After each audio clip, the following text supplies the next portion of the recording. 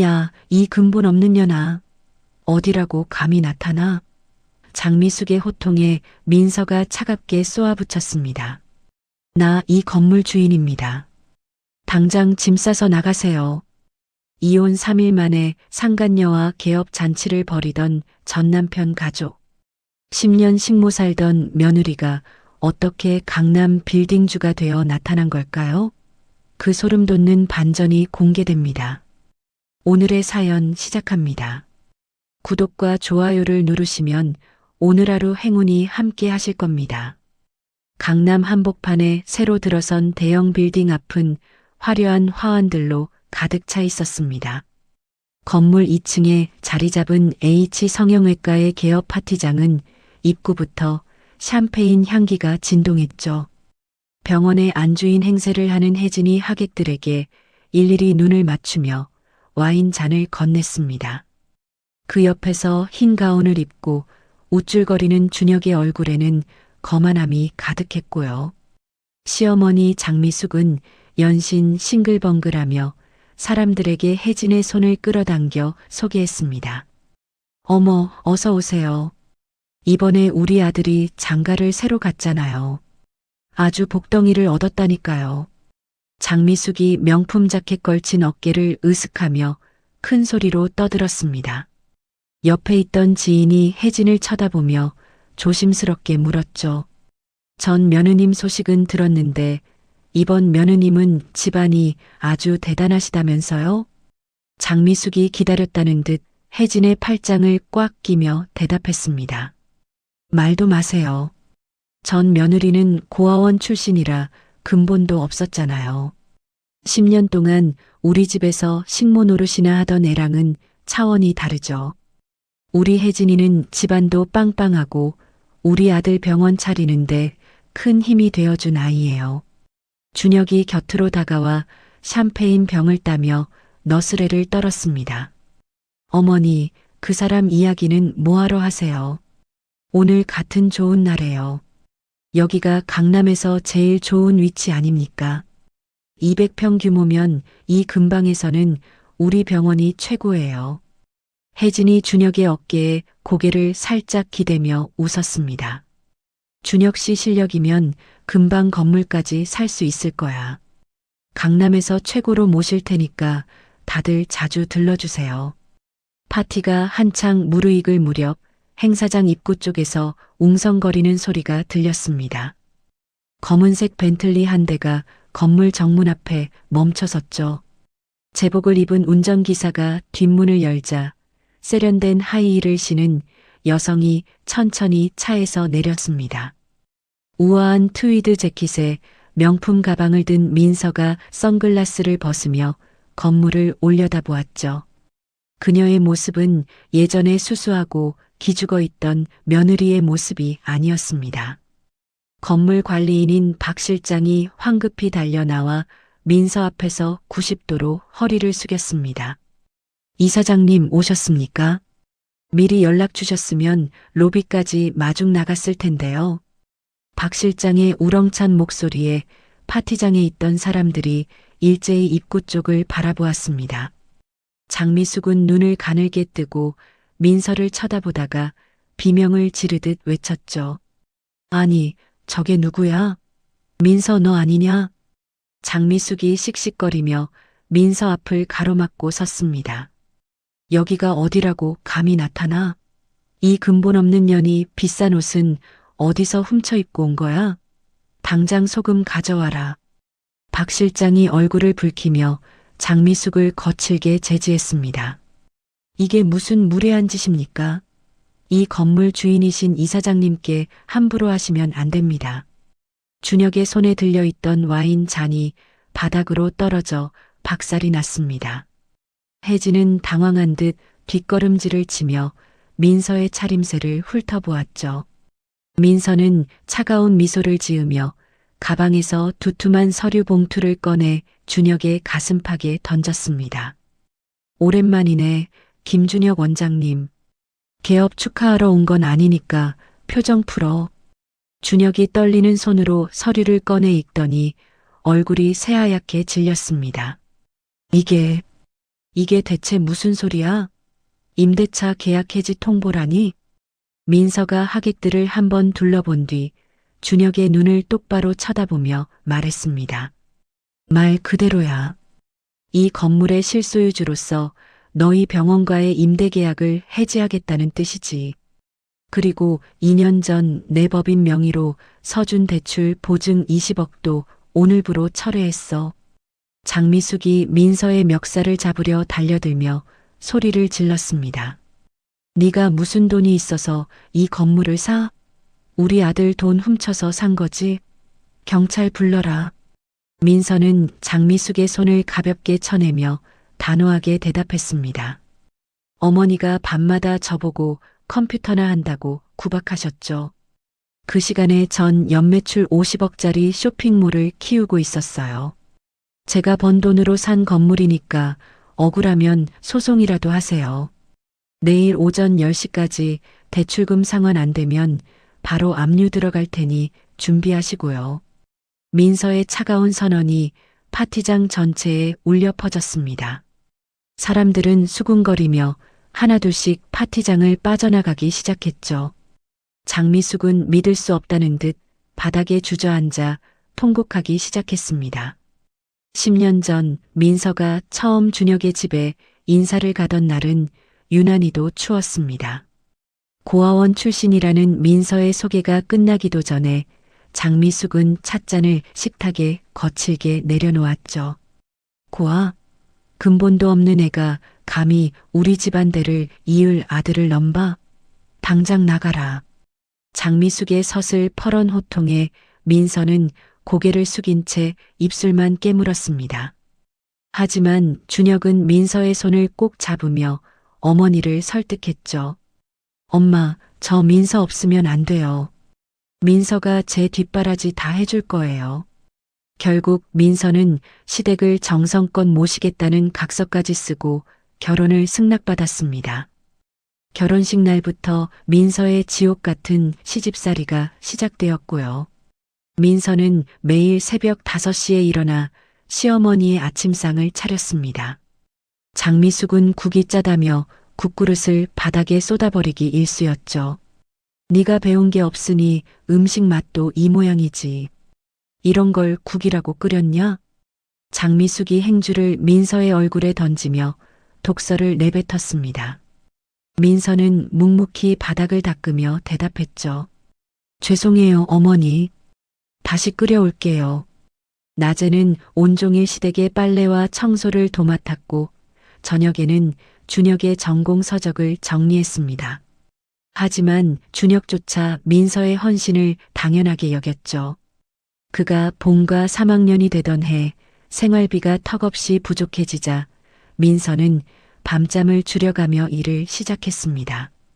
모두가 잠든 밤 11시부터 새벽 3시까지 민서는 작은 노트북 앞에 앉아 온라인 쇼핑몰을 운영했죠. 장미숙은 민서가 컴퓨터를 붙잡고 있는 모습을 볼 때마다 혀를 찼습니다. 살림도 제대로 못하는 년이 밤마다 인터넷이나 하고 자빠졌네. 전기세 아까우니까 당장 꺼라. 준혁 역시 민서에게 짜증을 내며 소리를 질렀습니다. 나 공부하는 거 안 보여? 키보드 소리 때문에 집중이 안 되잖아. 당장 나가서 빨래나 더 해. 민서는 말없이 거실로 나와 차가운 물에 손을 담갔습니다. 하지만 그녀의 쇼핑몰은 입소문을 타며 무섭게 성장하고 있었죠. 3년 만에 월 매출이 수천만 원을 넘겼고 민서는 그 돈을 차곡차곡 모아 강남의 작은 오피스텔을 매입했습니다. 준혁이 레지던트 생활을 하는 동안 민서의 자산은 눈덩이처럼 불어났죠. 부동산 투자에도 눈을 뜬 민서는 김 변호사의 도움을 받아 강남 빌딩들을 하나씩 사들였습니다. 어느덧 그녀는 200억 원이 넘는 자산을 가진 재력가가 되어 있었죠. 하지만 준혁과 장미숙은 여전히 민서를 빈털터리 고아로만 대했습니다. 준혁이 성형외과 전문의 자격을 취득한 날 장미숙은 고기를 구우며 신이 났습니다. 우리 아들이 이제 최고가 됐구나. 이게 다 엄마가 널 잘 키운 덕분이야. 준혁은 민서가 차려온 고기를 먹으며 차갑게 말했습니다. 다 제 노력으로 여기까지 온 거죠. 민서 씨는 이제 내 수준에 안 맞는 것 같아요. 민서는 밥그릇을 내려놓으며 준혁을 가만히 응시했습니다. 정확히 일주일 후 준혁은 민서에게 이혼 서류를 내밀었습니다. 병원 간호사 혜진이랑 같이 새 출발하기로 했어. 당신 같은 여자랑은 더 이상 대화가 안 통해. 준혁의 비겁한 통보에도 민서는 눈물 한 방울 흘리지 않았습니다. 오히려 담담하게 펜을 들어 이혼 서류에 서명했죠. 알겠어. 대신 당신이 한 선택에 대해서는 반드시 책임져야 할 거야. 민서의 말뜻을 이해하지 못한 준혁은 코웃음을 치며 자리를 떴습니다. 민서는 텅 빈 거실에서 10년 동안 가슴속에 묻어두었던 한숨을 길게 내뱉었습니다. 그녀의 눈빛은 복수라는 차가운 불꽃으로 타오르고 있었죠. 이혼 서류에 도장을 찍은 다음 날 아침이었습니다.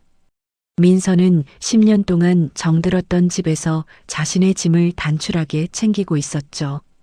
거실 소파에 앉아 귤껍질을 까던 장미숙이 민서를 향해 귤껍질을 던지며 비아냥거렸습니다.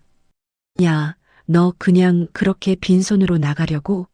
양심도 없지. 민서가 옷가지를 캐리어에 집어넣으며 대답도 하지 않자 장미숙이 벌떡 일어나 다가왔습니다. 너 고아 주제에 우리 집에서 10년이나 무전 취식했으면 값을 치러야지. 그동안 너한테 들어간 밥값이랑 옷값 계산해 보니까 5억은 되겠더라. 그거 당장 내놓고 나가. 민서는 캐리어 지퍼를 묵직하게 올리고는 장미숙을 무표정하게 바라보았습니다. 어머니, 제가 10년 동안 이 집에서 식모처럼 일한 인건비는 계산 안 하시나요? 장미숙이 기가 막힌다는 듯 코웃음을 치며 민서의 어깨를 밀쳤습니다. 인건비? 근본도 없는 년 걷어준 것만으로도 감지덕지해야지. 어디서 말대답이야. 방 안에서 휴대폰만 만지작거리던 준혁이 시끄러운 소리에 인상을 쓰며 거실로 나왔습니다. 엄마, 그냥 보내줘. 이제 혜진이랑 새 출발해야 하는데 재수없게 왜 그래. 준혁이 휴대폰 화면을 보여주며 민서에게 차갑게 덧붙였습니다. 나 혜진이랑 이제 정말 행복할 거야. 당신처럼 답답한 여자랑은 차원이 다른 사랑을 할 거니까 다시는 연락하지 마. 민서는 대답 대신 캐리어 손잡이를 꽉 쥐고 현관으로 향했습니다. 장미숙이 뒤에서 소금을 한 움큼 집어던지며 악을 썼죠. 나가서 굶어 죽든지 말든지 상관 안 해. 대신 다시는 우리 아들 근처에 얼씬도 하지 마. 민서는 한 번도 뒤돌아보지 않고 차가운 철문을 닫고 나왔습니다. 엘리베이터 거울에 비친 자신의 초라한 모습에 쓴웃음이 났지만 눈물은 나오지 않았습니다. 그녀가 택시를 타고 도착한 곳은 청담동 한복판에 위치한 최고급 펜트하우스였죠. 3년 전 민서가 사업 수익으로 남몰래 매입해둔 그녀만의 안식처였습니다. 거실 통창 너머로 한강이 한눈에 들어오는 풍경을 보며 민서는 비로소 깊은 숨을 내뱉었습니다. 잠시 후 정장을 갖춰 입은 김 변호사가 펜트하우스를 방문했습니다. 그는 민서 앞에 두꺼운 서류 가방을 내려놓으며 안경을 고쳤었죠. 사장님 말씀하신 대로 모든 준비를 마쳤습니다. 여기 준혁 씨가 개업하려는 빌딩 등기부등본입니다. 민서가 서류를 넘겨보며 나직하게 물었습니다. 확실히 제 법인 명의로 된 건물이 맞죠? 김 변호사가 서류의 특정 부분을 가리키며 고개를 끄덕였습니다. 네, 그렇습니다. 5년 전에 사장님이 매입하신 빌딩입니다.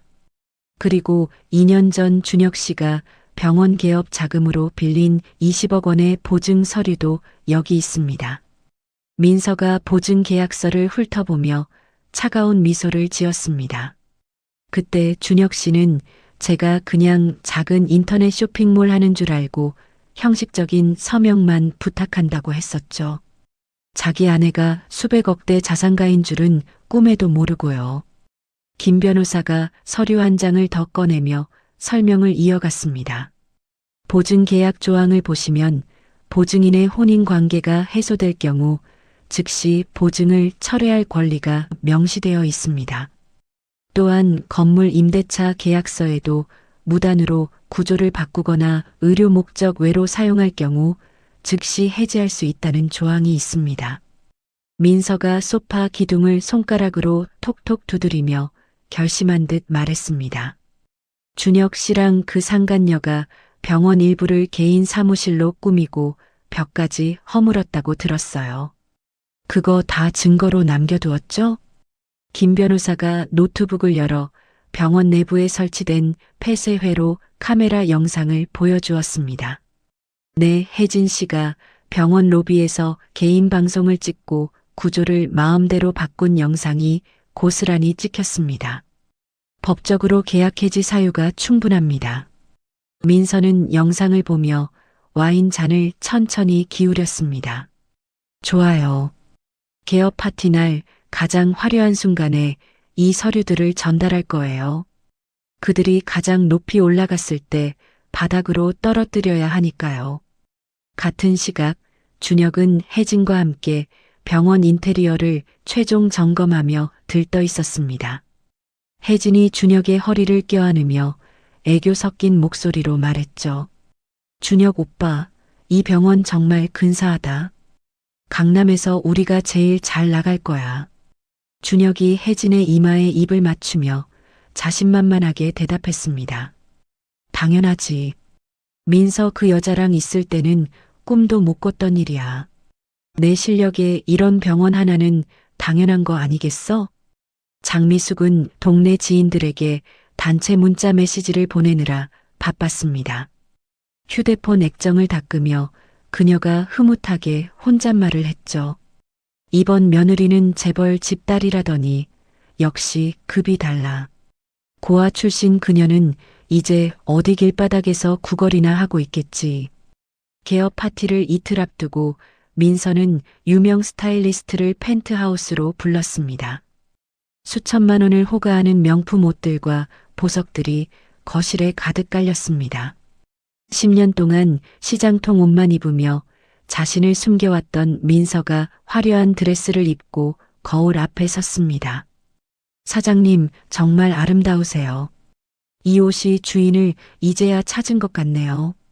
스타일리스트의 칭찬에 민서가 거울 속의 자신을 보며 차갑게 대꾸했습니다. 이제야 제 자리를 찾는 거예요. 10년 동안 덮었었던 껍데기를 벗는 중이거든요. 민서는 최고급 미용실에서 머리를 우아하게 올리고 손톱 하나하나까지 완벽하게 정돈했습니다. 거울 속에는 더 이상 구박받던 며느리 민서가 없었습니다. 오만하고 당당한 건물주의자, 성공한 사업가 민서가 서 있었죠. 드디어 개업 파티 당일 아침이 밝았습니다. 준혁은 새벽부터 병원에 나가 화환들의 위치를 조정하며 거드름을 피웠습니다. 혜진은 최고급 드레스를 입고 로비에서 셀카를 찍으며 사회관계망 서비스에 올리기 바빴죠. 장미숙은 화려한 명품 옷차림으로 손님들을 맞이하며 전 며느리 험담을 늘어놓았습니다. 오후 3시 정각 민서가 탄 벤틀리가 병원 건물 앞에 조용히 멈춰 섰습니다. 민서는 차 안에서 준혁의 이름이 크게 적힌 병원 간판을 내려다보았습니다. 준혁 씨, 당신이 쌓아 올린 이 모래성이 무너지는 소리가 여기까지 들리는 것 같네. 민서가 선글라스를 끼며 운전기사에게 짧게 명령했습니다. 내려주세요. 파티의 주인공이 도착했으니까요. 운전기사가 차 문을 열자 민서는 거침없는 발걸음으로 병원 입구를 향해 걸어갔습니다. 그녀의 구두 소리가 대리석 바닥에 부딪히며 서늘하게 울려 퍼졌습니다. 화려한 파티장 안으로 들어서는 민서의 등 뒤로 차가운 바람이 휘몰아치는 듯 했습니다. 강남 성형외과 개업 파티장은 그야말로 축제 분위기였습니다. 샴페인 잔이 부딪히는 경쾌한 소리와 사람들의 웃음소리가 높은 천장을 가득 채웠죠. 장미숙은 화려한 명품 자켓을 휘날리며 새 며느리 혜진의 손을 꼭 잡고 하객들 사이를 누볐습니다. 여러분, 우리 혜진이 좀 보세요. 얼굴만 예쁜 게 아니라 집안도 아주 빵빵하답니다. 이번엔 제가 며느리를 제대로 받지 뭐예요. 장미숙이 광대가 승천할 듯 웃으며 혜진을 치켜 세웠습니다. 옆에 있던 하객이 입술을 삐죽이며 물었죠. 어머, 지난번 며느님은 고아라고 그렇게 구박하시더니 이번엔 정말 소원 성취하셨네요.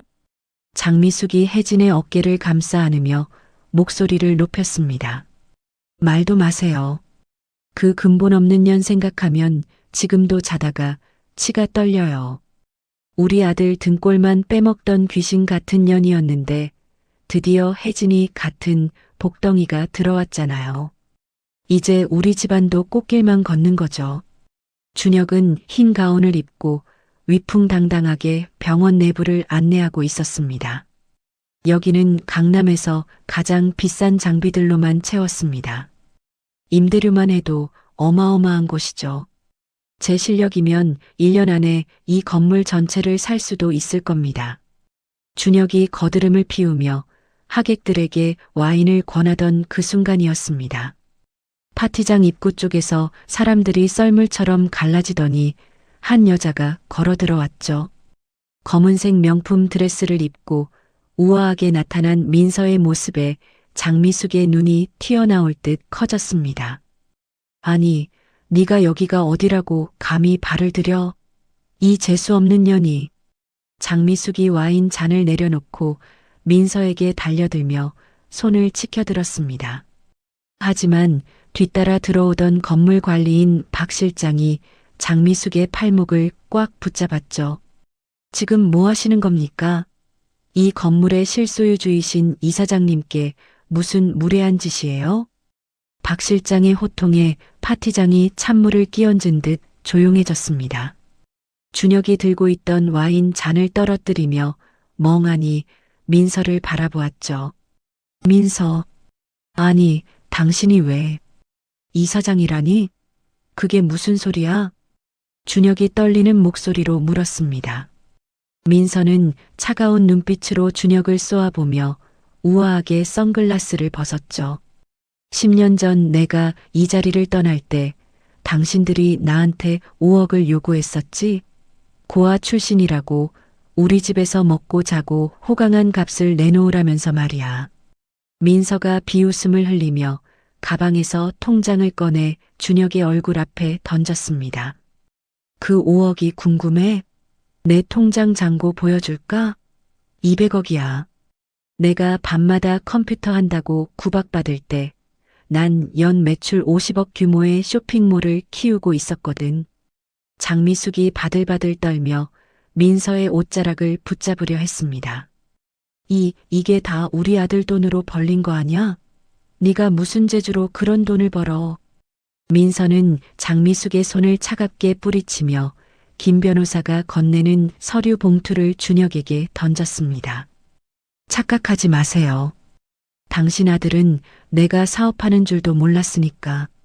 자, 여기 임대차 계약 해지 통보서랑 대출 보증 철회 통지서야. 잘 읽어봐.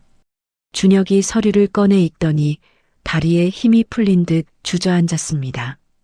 보증 철회라니?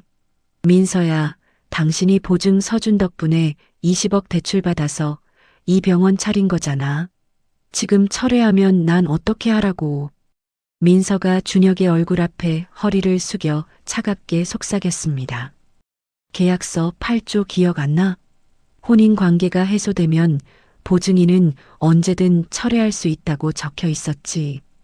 그리고 이 건물, 내가 5년 전에 산 거야. 당신이 법인 명의로 보증 부탁했을 때 그 법인 주인이 나라는 건 몰랐나 봐. 혜진이 당황하며 준혁의 팔을 붙잡고 소리쳤습니다. 오빠, 이게 다 무슨 소리야?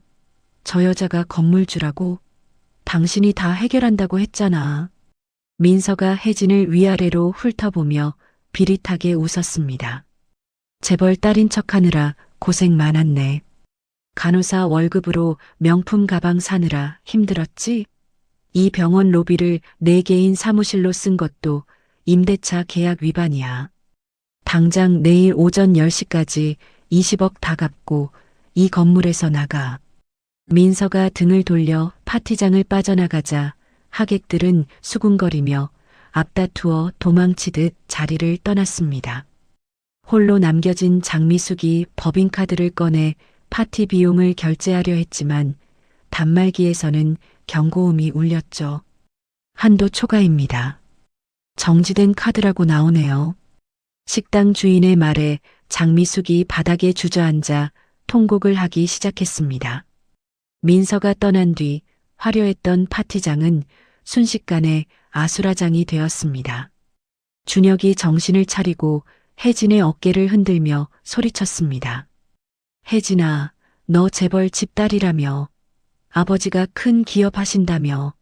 지금 당장 20억 좀 빌려달라고 해봐. 혜진이 준혁의 손을 거칠게 뿌리치며 가방을 챙겼습니다. 나 사실대로 말할게. 우리 아버지 그냥 평범한 회사원이야. 당신한테 잘 보이려고 거짓말 좀 했어. 그리고 오빠도 나한테 속은 거 아냐?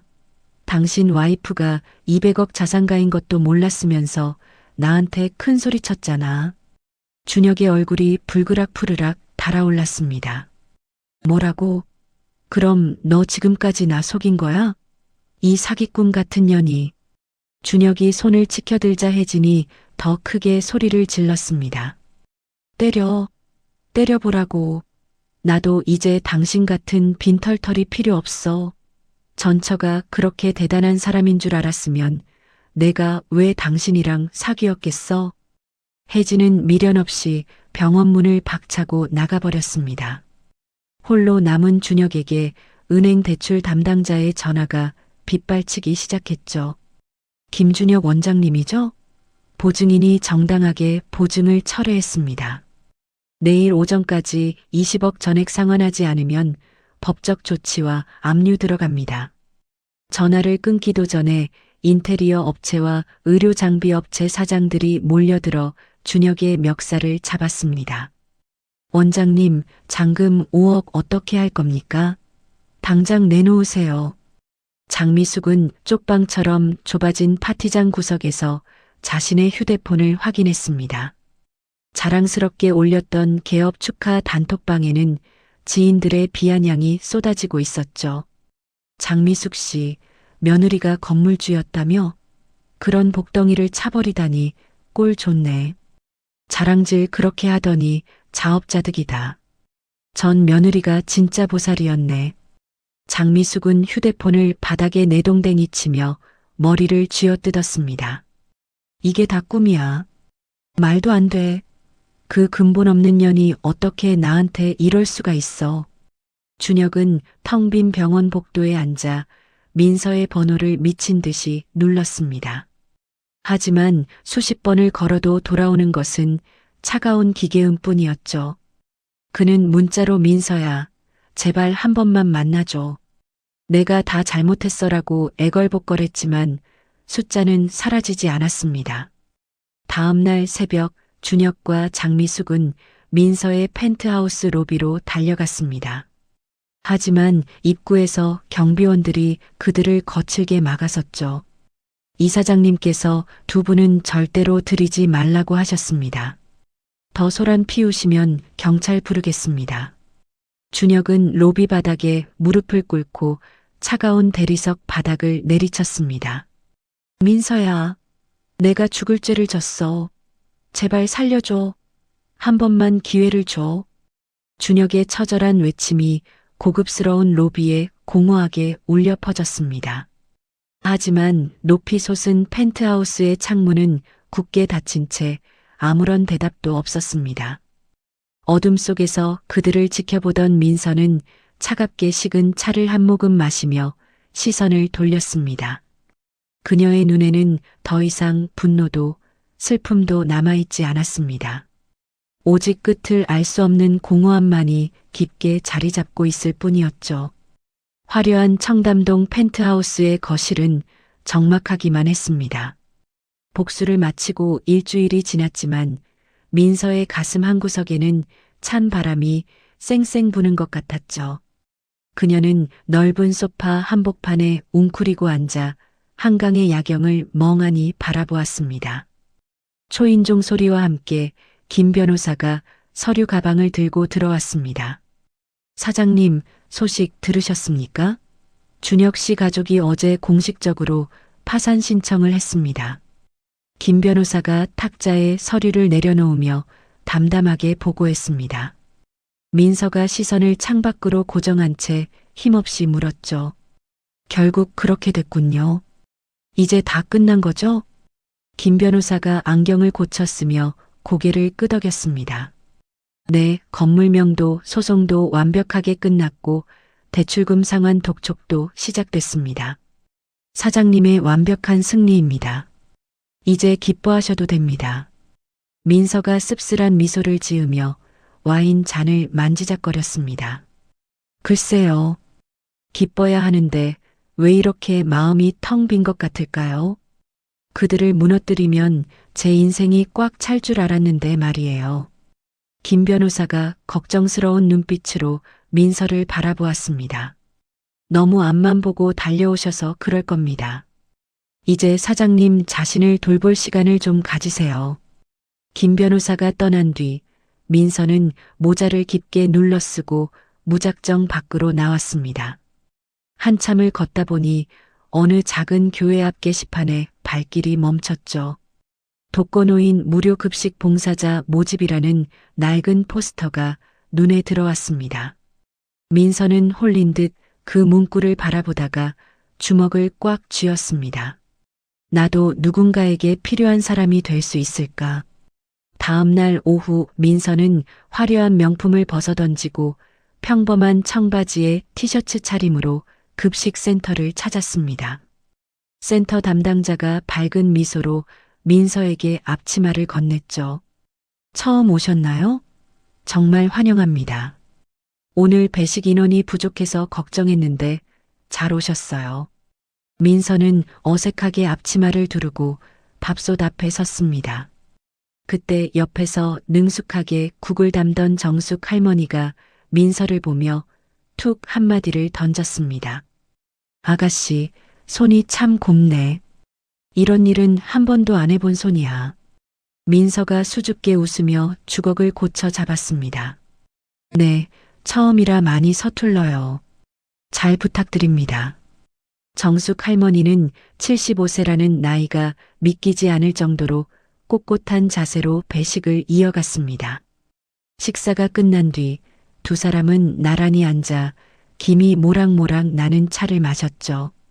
정숙 할머니가 민서의 옆모습을 물끄러미 바라보다가 입을 열었습니다. 나도 젊었을 때 남편 일찍 보내고 혼자 애 셋 키우느라 죽고 싶을 때가 참 많았어. 세상을 다 원망하며 살았지. 민서가 찻잔을 내려놓으며 조심스럽게 물었습니다.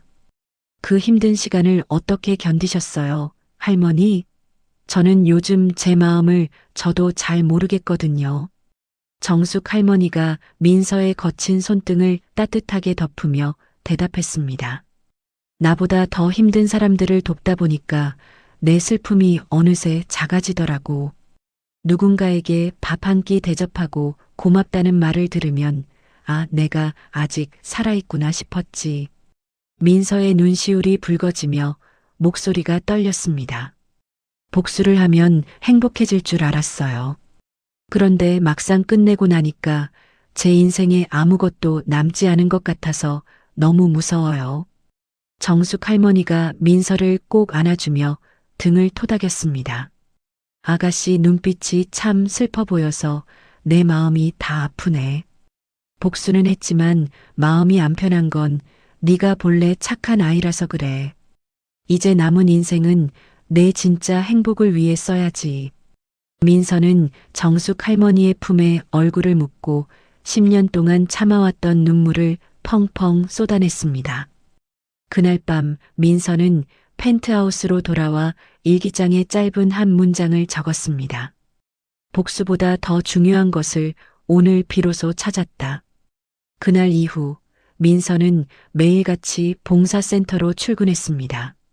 처음에는 국자 하나 드는 것도 어색해하더니 이제는 할머니들과 수다를 떨며 김치를 썰 정도로 능숙해졌죠. 어느 날 오후 센터 담당자가 다급한 목소리로 민서에게 전화를 걸었습니다. 이사장님, 아니 민서 씨, 정숙 할머니가 감기로 쓰러지셨는데 병원 가는 걸 끝까지 거부하신대요. 혹시 가보실 수 있나요? 민서는 앞뒤 재지 않고 할머니의 반지하 집으로 달려갔습니다. 곰팡이 냄새가 진동하는 방 안에 할머니가 낡은 이불을 덮고 덜덜 떨며 누워 있었죠. 할머니, 정신 좀 차려보세요. 왜 병원도 안 가고 이러고 계세요? 민서가 할머니를 부축해 일으키자 할머니가 힘없는 목소리로 대답했습니다. 병원비가 아까워. 그냥 한숨 자고 나면 괜찮아질 거야. 아가씨 바쁜데 왜 왔어? 민서의 가슴이 미어지는 듯 아파왔습니다. 제 돈 아까워서 치료 안 받는 건 제가 못 봐요. 저 돈 많다고 말씀드렸잖아요. 제발 제 고집 좀 들어주세요. 민서는 할머니를 등에 업고 자신의 차에 태워 병원으로 향했습니다. 폐렴 초기라는 의사의 말에 민서는 가슴을 쓸어내리며 병원비를 전부 지불했죠. 병실 침대에 누운 정숙 할머니의 손을 잡으며 민서가 굳게 약속했습니다. 할머니, 이제부터 제가 할머니 보호자 할게요. 제가 끝까지 책임지고 돌봐드릴게요. 정숙 할머니는 눈물을 글썽이며 민서의 손을 꼭 쥐었습니다. 넌 정말 하늘에서 내려온 천사야. 내가 전생에 무슨 복을 지어서 널 만났을까? 이 사건은 민서에게 커다란 전환점이 되었습니다. 그녀는 곧바로 김 변호사를 불러 새로운 계획을 발표했죠. 김 변호사님, 저 재단을 하나 만들고 싶어요. 소외된 어르신들을 위한 의료재단요. 김 변호사가 놀란 눈으로 민서를 쳐다보며 물었습니다. 의료재단이라니요? 비용이 어마어마하게 들 텐데 괜찮으시겠습니까? 민서가 확신에 찬 표정으로 고개를 끄덕였습니다. 제 돈이 가장 의미 있게 쓰일 곳을 이제야 찾았어요. 건물 월세 받는 것보다 사람 살리는 일이 훨씬 가치 있잖아요. 한편 모든 것을 잃은 준혁은 작은 개인 의원에 고용의사로 취직해 있었습니다. 예전의 거만함은 사라지고 초췌한 모습으로 환자들을 대하고 있었죠. 하지만 동료 의사들과 끊임없이 마찰을 빚으며 불만을 늘어놓았습니다. 내가 강남에서 제일 큰 병원 원장이었던 사람이야. 이런 허름한 곳에서 일할 수준이 아니라고. 준혁이 대기실에서 소리를 지르자 원장이 다가와 차갑게 말했습니다. 김 선생, 그 잘난 강남병원 망해서 여기 온 거 잊었어? 일하기 싫으면 당장 나가. 장미숙 역시 지독한 가난 속에 살고 있었습니다. 자랑하던 명품 옷은 팔아치우고 좁은 쪽방에서 라면으로 끼니를 때웠죠. 동네 사람들은 그녀를 보면 아들 망쳐먹은 속물 할머니라며 손가락질을 했습니다. 그러던 어느 날 준혁은 우연히 봉사 현장을 지나다가 배식복을 입은 민서를 목격했습니다. 아이처럼 환하게 웃으며 할머니들에게 밥을 담아주는 민서의 모습은 빛이 났죠. 준혁은 전봇대 뒤에 숨어 그 모습을 지켜보며 눈물을 흘렸습니다. 내가 정말 놓친 게 뭔지 이제야 알 것 같아. 민서는 저렇게 행복해 보이는데 난 왜 이 모양일까?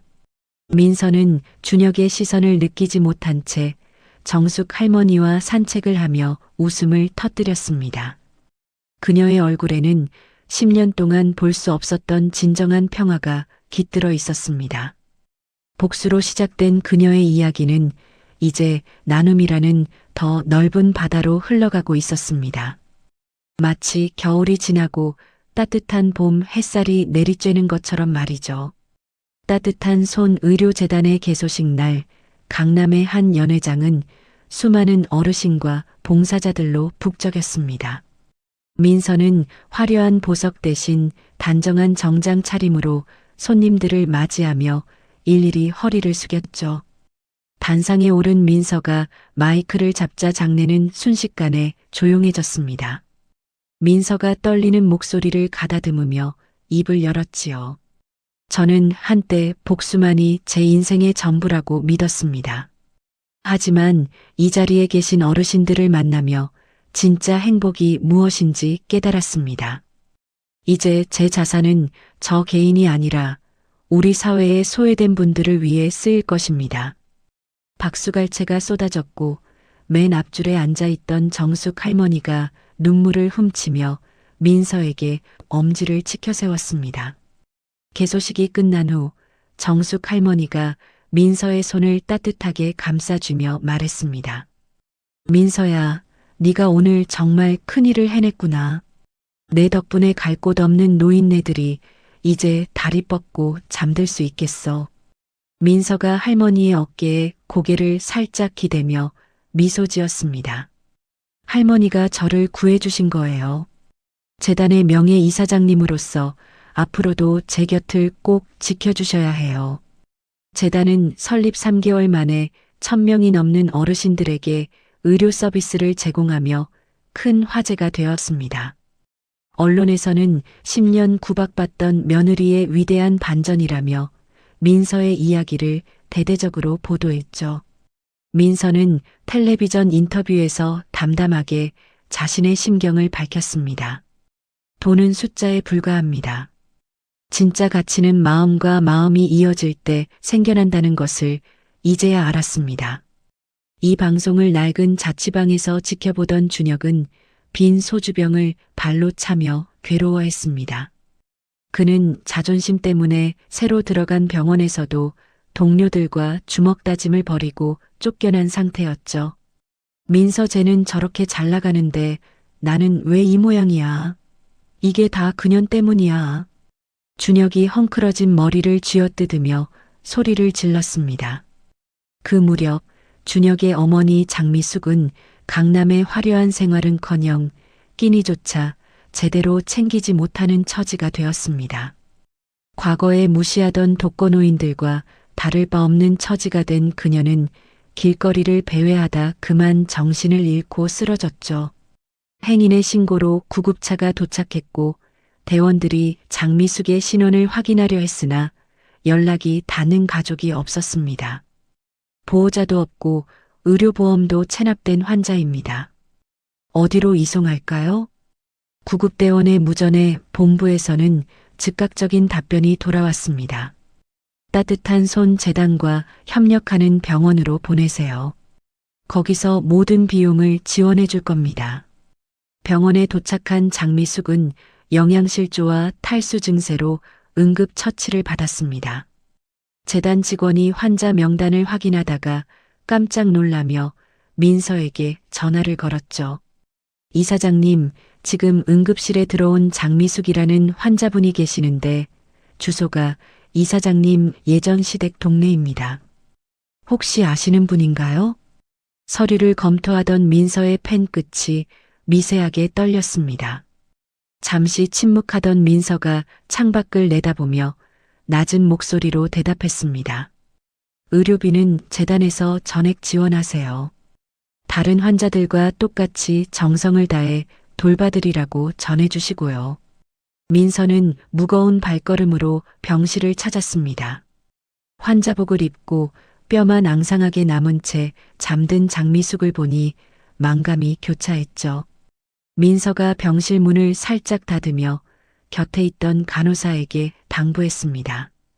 이 환자분 깨어나시면 기력 회복하실 수 있게 좋은 음식으로 신경 써주세요.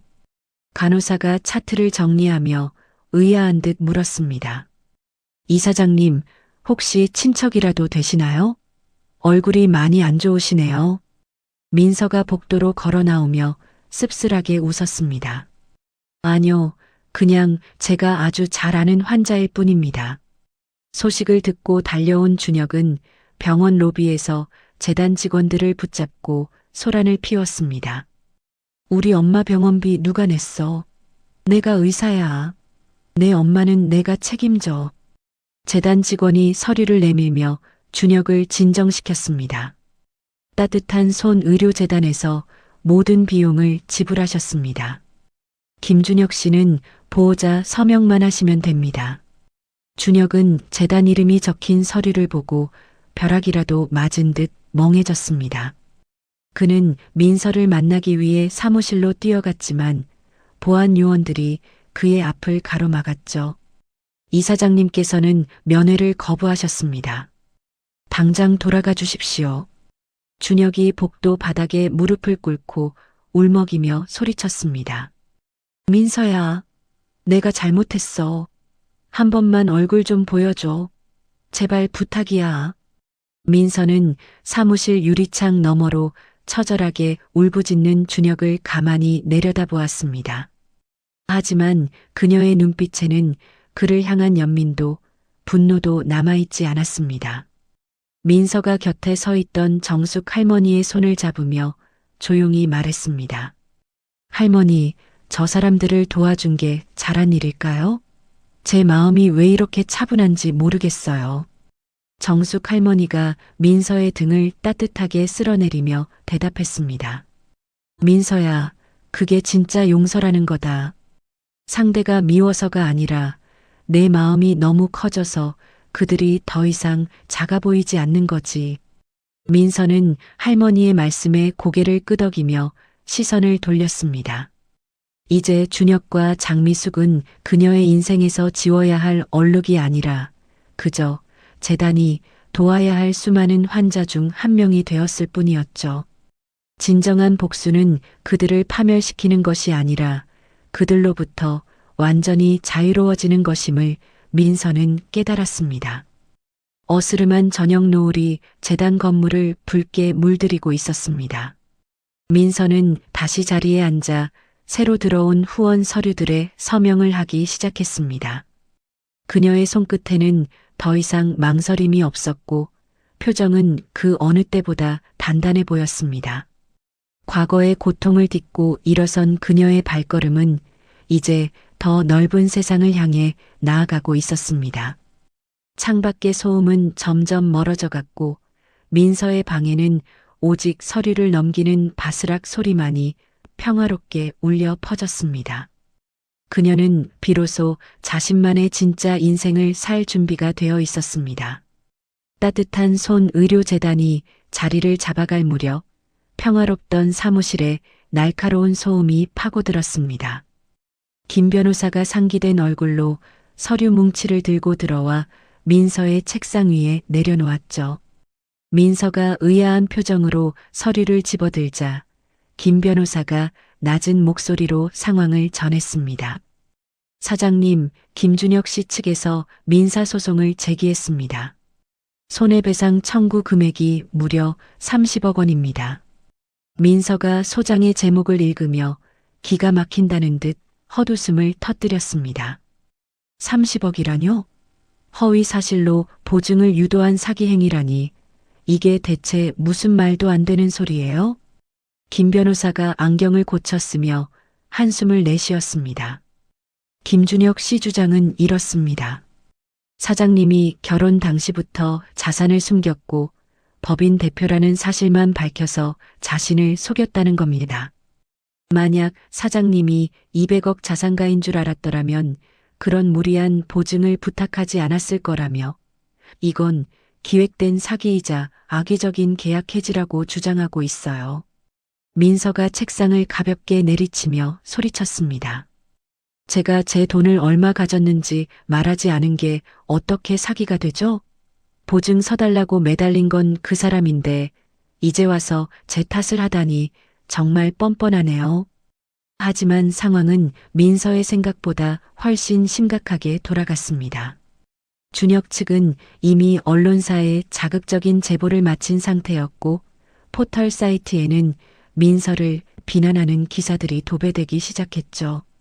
복수의 여신인가, 치밀한 사기꾼인가라는 자극적인 제목 아래 민서의 신상이 털리기 시작했습니다. 텔레비전 법률 토론 프로그램에서도 이 사건을 다루며 전문가들이 입을 모아 말했습니다. 법적으로는 문제가 없을지 몰라도 10년 결혼 생활 동안 배우자에게 자산을 숨긴 건 도덕적으로 비난받을 소지가 큽니다. 이건 신의성실의 원칙에 어긋나는 행동이죠. 재단 사무실의 전화기는 쉴 새 없이 울려댔습니다. 민서가 전화를 받자마자 수화기 너머로 한 후원자의 날선 목소리가 들려왔습니다. 민서 이사장님 맞습니까? 좋은 일 하는 줄 알고 후원했는데 알고 보니 무서운 사람이었네요. 우리 회사 이름 재단 명단에서 당장 빼주세요. 이런 논란 있는 곳에 돈 못 씁니다. 민서가 해명하려 했지만 상대방은 거칠게 전화를 끊어버렸습니다. 재단 직원들도 동요하며 여기저기서 한숨 섞인 목소리가 터져나왔죠. 이사장님, 이대로 가다간 이번 달 운영비도 모자라게 생겼어요. 후원 중단 전화가 벌써 수십 통째예요. 민서는 책상 앞에 주저앉아 머리를 감싸쥐었습니다. 그녀를 진심으로 위로해 준 것은 정숙 할머니뿐이었습니다. 할머니가 민서의 어깨를 토닥이며 따뜻한 물 한 잔을 건넸습니다. 민서야, 네가 그럴 애가 아니라는 거 우리는 다 안다. 저 나쁜 놈들이 지은 죄를 덮으려고 너를 흔드는 거니까 기운 내야 해. 민서가 눈시울을 붉히며 할머니를 바라보았습니다. 할머니, 제가 정말 복수를 한 게 잘못이었을까요? 그냥 조용히 떠났어야 했던 걸까요? 다음 날 아침 재단 정문 앞은 시위대와 취재진으로 아수라장이 되었습니다. 일부 시민단체는 도덕성 없는 재단은 폐쇄하라는 피켓을 들고 구호를 외쳤죠. 그때 검은색 승용차 한 대가 멈춰서더니 초췌한 모습의 준혁과 장미숙이 내렸습니다. 카메라 플래시가 터지자 장미숙은 기다렸다는 듯 손수건으로 눈물을 닦으며 소리쳤습니다. 여러분, 우리 아들 좀 보세요. 의사로 평생 사람 살리겠다고 공부만 한 우리 아들을 저 여우 같은 년이 한순간에 거지로 만들었어요. 10년 동안 고아 출신이라고 불쌍해서 걷어줬더니 뒤로는 돈을 수백억씩 모으면서 우리를 감쪽같이 속였단 말입니다. 준혁 역시 피해자 코스프레를 하며 마이크 앞에 섰습니다. 저는 제 아내가 그렇게 대단한 사업가인 줄 꿈에도 몰랐습니다. 그저 밤늦게까지 노는 줄로만 알고 걱정했을 뿐입니다. 민서는 처음부터 저를 이용할 계획이었고 이혼하자마자 기다렸다는 듯 제 병원을 압류하고 길바닥으로 내쫓았습니다. 이게 사람이 할 짓입니까? 장미숙이 가슴을 치며 통곡하자 여론은 급격히 민서에게 불리하게 흘러갔습니다. 민서는 사무실 창밖으로 그 광경을 지켜보며 온몸이 떨리는 것을 느꼈지요. 그때 민서의 옛 온라인 쇼핑몰 직원들이 사무실로 들이닥쳤습니다. 사장님, 저희가 가만히 있을 수 없어서 왔어요. 저 사람들 거짓말하는 거 영상 찍어서 올릴 거예요. 직원들은 자신들이 직접 목격한 민서의 10년을 증언하기 시작했습니다. 그들은 사회관계망 서비스에 동영상을 찍어 올리며 민서의 성실함을 호소했죠.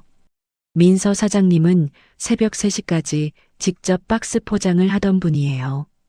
고객 한 명 한 명에게 손편지를 쓰며 10년을 하루같이 일하셨다고요. 시어머니 구박받으면서도 내색 한 번 안 하던 분이 어떻게 사기꾼입니까? 재단 혜택을 받은 어르신들도 지팡이를 짚고 나와 시위대 앞을 가로막았습니다. 이놈들아, 우리 민서 이사장이 없었으면 난 벌써 저 세상 사람이야. 은혜도 모르는 인간들이 어디서 행패야. 하지만 준혁 측 변호사는 더욱 영악하게 대응했습니다.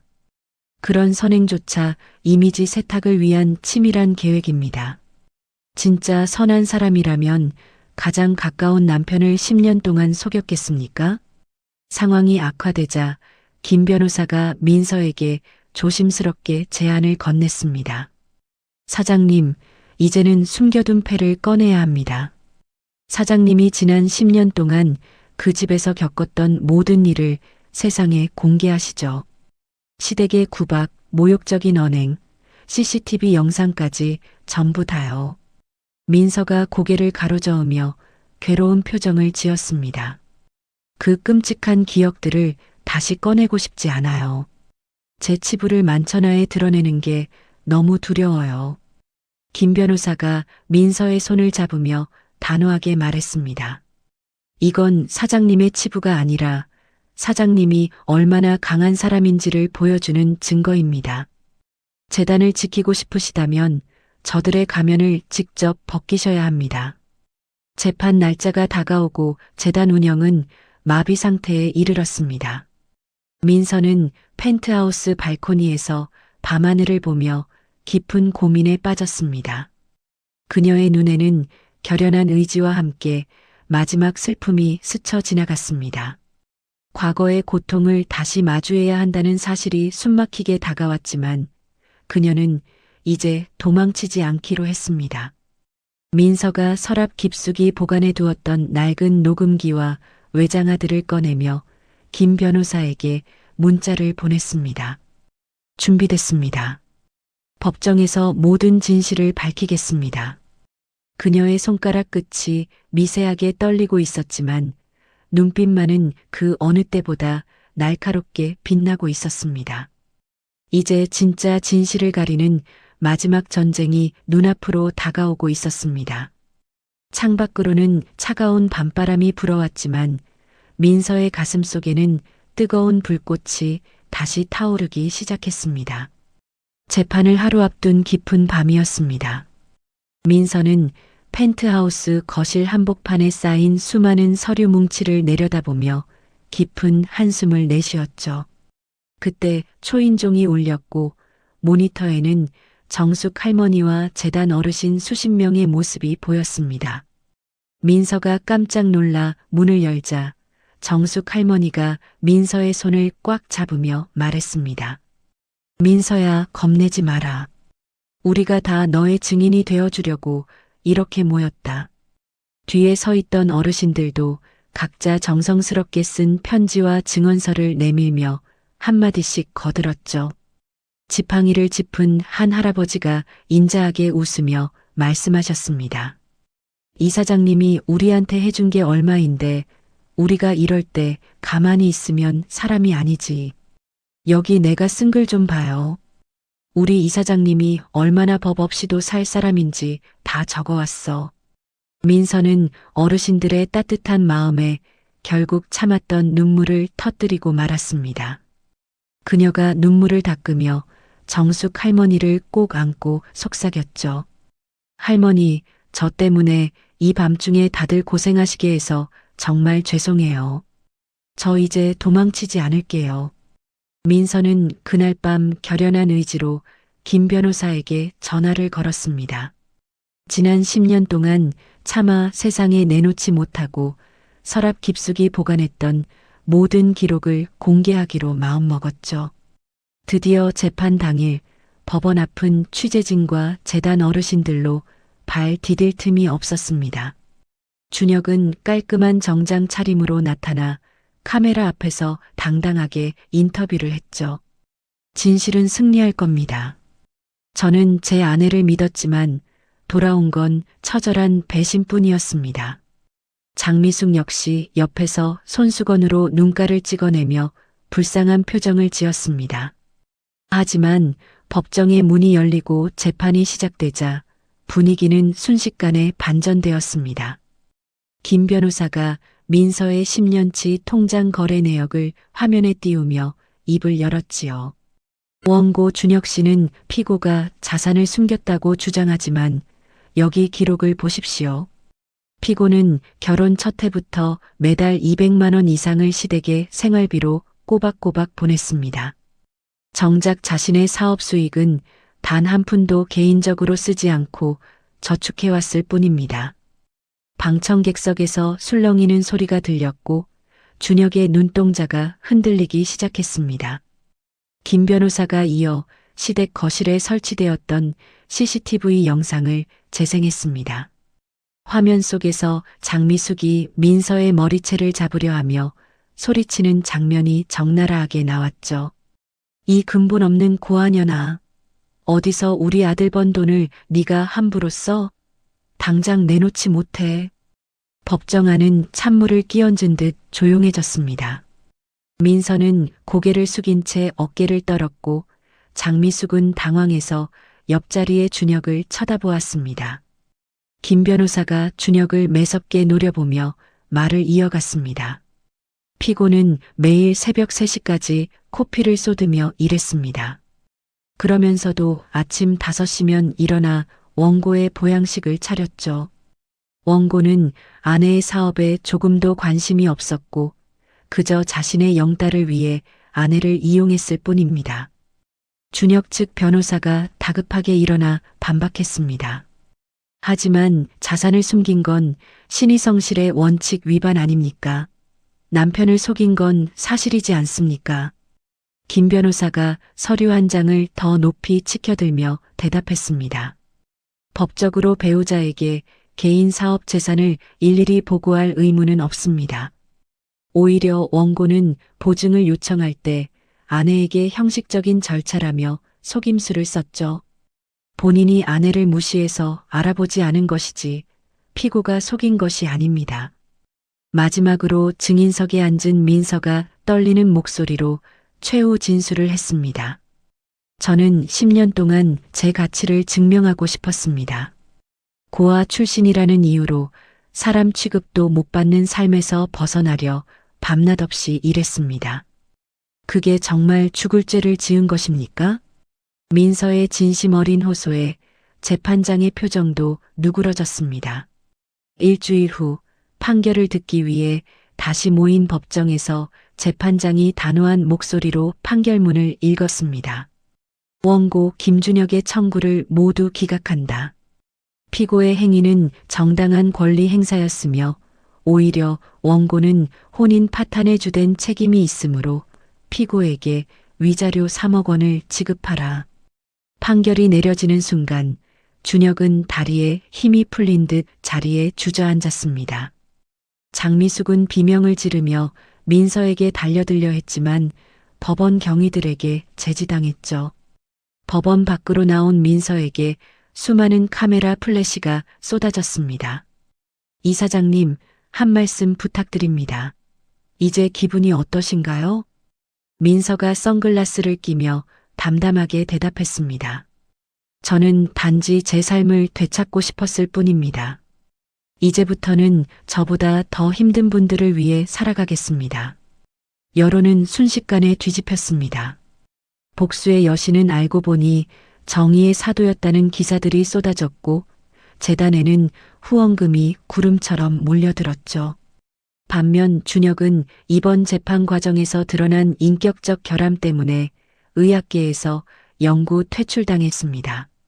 내 연녀였던 혜진은 자신의 누리소통망에 저도 피해자입니다라며 글을 올렸지만 사람들의 냉담한 반응에 계정을 삭제하고 자취를 감췄습니다. 그날 저녁 민서는 재단 어르신들을 모두 모시고 성대한 잔치를 열었습니다. 정숙 할머니가 민서의 잔에 술을 한가득 따라주며 환하게 웃으셨죠. 민서야 장하다.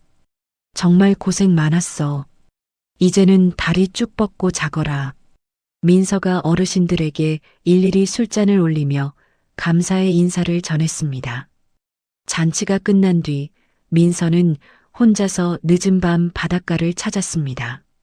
그녀는 주머니에서 10년 동안 빼지 못했던 낡은 결혼 반지를 꺼냈습니다. 달빛에 비친 반지를 잠시 바라보던 민서가 그것을 바다 멀리 힘껏 던졌습니다. 김준혁, 이제 정말 당신을 내 인생에서 지웠어. 차가운 파도가 반지를 삼키고 멀어지는 것을 보며 민서는 처음으로 가슴이 뻥 뚫리는 기분을 느꼈습니다. 과거의 고통도 미련도 이제는 저 깊은 바닷속으로 가라앉아 버렸죠. 그녀는 뒤돌아서서 차를 향해 걸어갔습니다. 내일 아침이면 다시 재단으로 출근해야 할 일이 태산이었지만 그녀의 발걸음은 솜털처럼 가벼웠습니다. 새벽바람이 민서의 뺨을 스치고 지나갔지만 그녀의 마음속에는 이미 따뜻한 봄볕이 들고 있었습니다. 민서는 운전대를 잡으며 거울 속에 비친 자신의 얼굴을 보고 나직하게 속삭였습니다. 고생했어, 민서야. 이제 진짜 내 인생을 살자. 그녀는 가속 페달을 밟으며 어둠을 뚫고 찬란한 아침 햇살이 기다리는 도심을 향해 힘차게 나아갔습니다. 시간은 어느덧 유수같이 흘러 2년이라는 세월이 지났습니다. 따뜻한 손 의료재단은 이제 전국에 10개의 지점을 둔 거대한 나눔의 상징이 되었죠. 3,000명이 넘는 어르신이 민서의 손길 아래에서 건강한 노후를 보내고 있었습니다. 어느 화창한 오후 강남의 대강당에서는 민서의 특별 강연이 열리고 있었습니다. 민서가 단상에 오르자 수백 명의 청중이 일제히 뜨거운 박수를 보냈지요. 여러분, 제 고통스러웠던 10년은 저를 무너뜨린 시련이 아니었습니다. 오히려 저를 더 단단하게 만들고 진짜 소중한 가치가 무엇인지 깨닫게 해준 축복이었죠. 민서가 온화한 미소를 지으며 말을 이어갔습니다. 배경이 없다고, 부모가 없다고 무시당하던 고아 소녀가 이제는 수천 명의 할머니, 할아버지의 딸이 되었습니다. 진정한 힘은 누군가를 짓밟는 데서 나오는 것이 아니라 누군가의 손을 잡아주는 데서 나온다는 것을 잊지 마세요. 강연장 곳곳에서 눈물을 훔치는 소리가 들려왔습니다. 강연이 끝나고 무대 아래로 내려온 민서에게 정숙 할머니가 꽃다발을 안겨주며 환하게 웃으셨죠. 민서야, 네가 오늘 정말 천사처럼 보였어. 우리 손녀가 이렇게 훌륭하게 커서 이 할미는 이제 죽어도 여한이 없다. 민서가 할머니의 손을 꼭 잡으며 애교 섞인 목소리로 말했습니다. 할머니, 그런 말씀 마세요. 저랑 내일 유럽 여행 가기로 하셨잖아요. 제가 할머니께 받은 사랑 돌려드리려면 아직 한참 멀었어요. 정숙 할머니가 민서의 뺨을 쓰다듬으며 대답했습니다. 그래, 그래. 우리 민서랑 같이 비행기 타고 멀리 구경 가야지. 고맙다, 민서야. 나 같은 노인네를 가족으로 받아줘서. 사무실로 돌아온 민서에게 김 변호사가 서류 한 통을 내밀었습니다. 발신인 이름을 확인한 민서의 눈동자가 잠시 멈췄죠. 김준혁 한때 남편이었던 그 사람의 이름이 적힌 편지였습니다. 사장님, 김준혁 씨가 보낸 편지입니다. 읽어보시겠습니까? 김 변호사가 조심스럽게 물었습니다. 민서는 담담하게 편지 봉투를 뜯어 내용을 훑어보았습니다. 내가 저질렀던 모든 잘못을 인정해. 당신이 얼마나 소중한 사람이었는지 이제야 뼈저리게 느낀다는 구구절절한 후회의 글들이 적혀 있었죠. 민서가 편지를 다시 봉투에 넣으며 서랍 깊숙이 밀어 넣었습니다. 변호사님, 이 편지 답장할 필요 없어요. 이제 그 사람도 그 시절도 제게는 아무런 의미가 없는 그림자일 뿐이니까요. 김 변호사가 고개를 끄덕이며 미소 지었습니다. 알겠습니다. 사장님 표정이 정말 편안해 보이셔서 다행입니다. 이제 진짜 과거에서 완전히 벗어나셨군요. 그로부터 다시 5년이라는 세월이 흘러 민서의 나이 40이 되었습니다. 재단은 국내 최대 규모의 독거노인 지원 기관으로 우뚝 섰고 민서는 정부로부터 올해의 사회공헌상을 받게 되었죠. 시상식장에서 트로피를 든 민서는 81세가 된 정숙 할머니의 손을 잡고 단상에 섰습니다. 이 상의 진짜 주인은 제 곁에서 늘 힘이 되어주신 정숙 할머니와 우리 재단의 모든 어르신입니다. 저는 그저 여러분의 사랑을 전달하는 심부름꾼일 뿐이에요. 민서가 트로피를 할머니의 손에 쥐어주자 장내에는 우레와 같은 박수 소리가 울려 퍼졌습니다. 그 무렵 민서의 자서전인 근본 없는 연에서 이사장님까지는 서점가의 베스트셀러가 되어 많은 이들에게 용기를 주고 있었죠. 민서는 인쇄 전액을 재단 운영비로 기부하며 나눔의 행보를 이어갔습니다. 반면 준혁은 지방의 작은 의원에서 일당을 받는 의사로 근근히 생활하고 있었습니다. 그는 퇴근길에 서점에 들러 민서의 얼굴이 크게 박힌 책을 물끄러미 바라보았죠. 내가 왜 그런 보석 같은 여자를 못 알아봤을까? 내 오만함이 결국 나를 이렇게 만들었구나. 준혁이 책 표지를 손으로 쓸어내리며 하염없이 눈물을 흘렸습니다. 이미 돌이킬 수 없는 시간 앞에서 그의 후회는 공허한 메아리가 되어 돌아올 뿐이었죠. 그의 어머니 장미숙은 시골의 낡은 요양병원 침대에 누워 천장만 바라보고 있었습니다. 민서야, 민서야, 며느리야. 장미숙이 가끔 제정신이 들 때마다 민서의 이름을 불렀지만 그 곁을 지키는 사람은 아무도 없었습니다. 과거에 저질렀던 악행들이 부메랑이 되어 그녀의 말년을 지독한 외로움으로 채우고 있었죠. 재단 창립 10주년 기념 행사가 열리던 날 밤, 민서는 정숙 할머니와 함께 재단 옥상 정원을 거닐었습니다. 시원한 밤바람이 민서의 머리카락을 부드럽게 스치고 지나갔죠. 민서가 밤하늘의 별을 바라보며 나직하게 물었습니다. 할머니, 제가 이렇게 행복해도 되는 걸까요? 가끔은 이 모든 게 꿈일까봐 겁이 나요. 정숙 할머니가 민서의 어깨를 감싸 안으며 따뜻하게 대답했습니다. 민서야, 넌 충분히 이 행복을 누릴 자격이 있어. 10년의 겨울을 견뎌냈으니 이제는 평생 봄날만 계속되는 게 당연하지. 민서가 할머니의 품에 머리를 기대며 환하게 웃었습니다. 네, 할머니. 저 이제 정말 행복해요. 과거의 상처가 지금의 저를 만든 걸음이 된 것 같아요.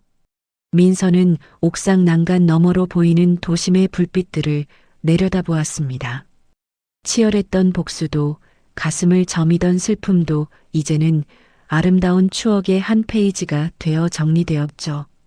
그녀의 눈동자에는 새로운 내일을 향한 희망과 단단한 의지가 반짝이고 있었습니다. 민서가 할머니의 손을 잡고 천천히 발걸음을 옮기며 말했습니다. 우리 내일은 더 즐거운 일을 만들어 봐요. 할머니랑 같이 할 수 있어서 정말 감사해요. 어둠이 짙게 깔린 밤이었지만 민서가 걷는 길 위에는 그 어느 때보다 밝은 빛이 내리쬐고 있었습니다. 고통의 터널을 지나 스스로 빛이 된 여인, 민서의 진짜 인생은 이제 막 찬란한 서막을 올리고 있었습니다. 두 사람의 정다운 웃음소리가 밤하늘로 멀리 퍼져나가며 이야기는 따뜻한 마침표를 찍었습니다. 10년의 구박을 이겨내고 당당히 성공한 민서 씨의 이야기, 참 통쾌하면서도 뭉클하셨죠? 못된 짓 한 사람은 벌을 받고 묵묵히 제 길을 걸은 사람은 결국 큰 복을 받는다는 걸 다시 한번 느끼게 됩니다. 여러분의 삶에도 언제나 따뜻한 햇살만 가득하길 바라며 오늘 사연 마칩니다. 이야기를 끝까지 들어주신 분이 계시다면 구독과 잘 들었다고 댓글 하나만 남겨주세요. 새로운 이야기가 나오면 제일 먼저 전해드리겠습니다. 감사합니다.